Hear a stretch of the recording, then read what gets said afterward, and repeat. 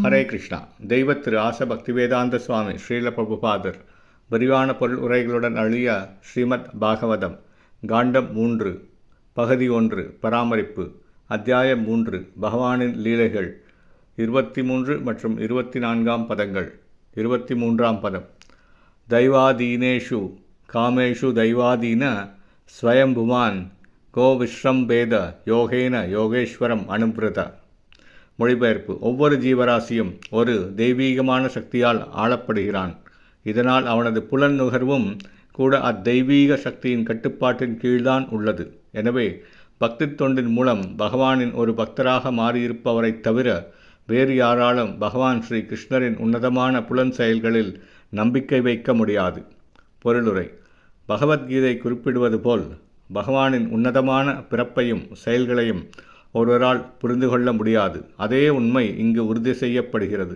பகவானின் பக்தி தொண்டால் ஞானோதயம் பெற்றவர்களைத் தவிர வேறு யாராலும் பகவானின் செயல்களுக்கும் தெய்வீக சக்தியால் ஆளப்படும் மற்றவர்களின் செயல்களுக்கும் இடையிலுள்ள வேறுபாட்டை புரிந்து கொள்ள முடியாது.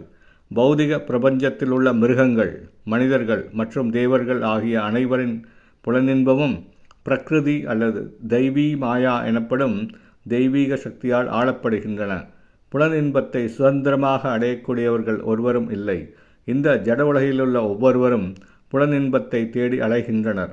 பகவான் ஸ்ரீ கிருஷ்ணர் தமது புலனின்ப விவகாரத்தில் பிறருடைய கட்டுப்பாட்டிற்கு உட்பட்டிருக்கவில்லை என்பதை மாயா சக்தியின் கட்டுப்பாட்டிற்கு இருப்பவர்களால் நம்ப முடியாது.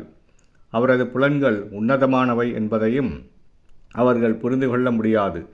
பகவானின் புலன்கள் சர்வவல்லமுடை உடையவை என்று பிரம்ம சம்ஹிதை விவரிக்கிறது. அதாவது எந்த ஒரு புலனை கொண்டும் வேறெந்த புலன்களின் செயல்களையும் அவரால் செய்ய முடியும்.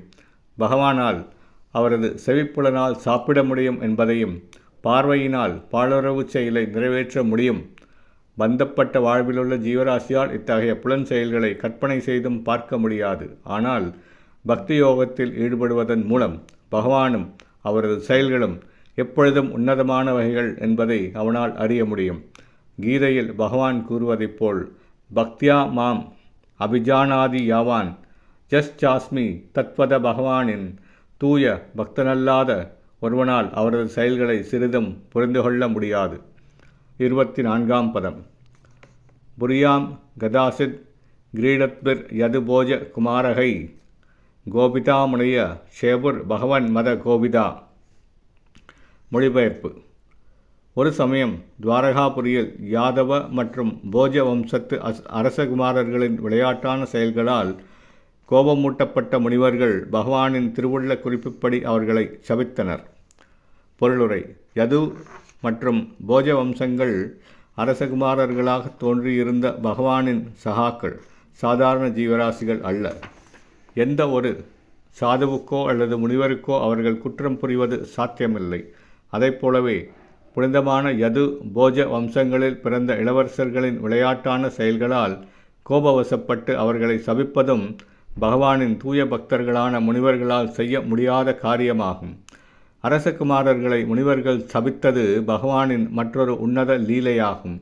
ஜட இயற்கையின் எத்தகைய செயலாலும் பகவானுடைய வம்சத்தினரை அழிக்க முடியாது என்றாலும் அவர்களும் சிறந்த பகவத் பக்தர்களின் கோபத்திற்கு ஆளாக வேண்டியிருக்கும் என்பதை ஒருவர் தெரிந்து கொள்ள வேண்டும் என்பதற்காகவே அரசகுமாரர்கள் சபிக்கப்பட்டனர்.